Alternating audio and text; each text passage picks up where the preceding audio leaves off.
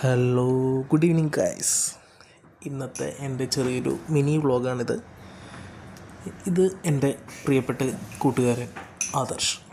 ഞങ്ങൾ ആദർശ് കെവി എന്ന് വിളിക്കും. കെവിയുടെ ഫുൾ ഫോം ഞാൻ പറയുന്നില്ല. അപ്പോൾ ഞങ്ങളിങ്ങനെ ചുമ്മാ ഒരു വീഡിയോയും കാര്യങ്ങളൊക്കെ എടുത്ത് ഇങ്ങനെ ഇരിക്കുന്നു. അത് കഴിഞ്ഞിട്ട് ചുമ്മാ പാൻട്രിയിൽ ഇങ്ങനെ നിന്ന് വട്ടം കറങ്ങുന്നു.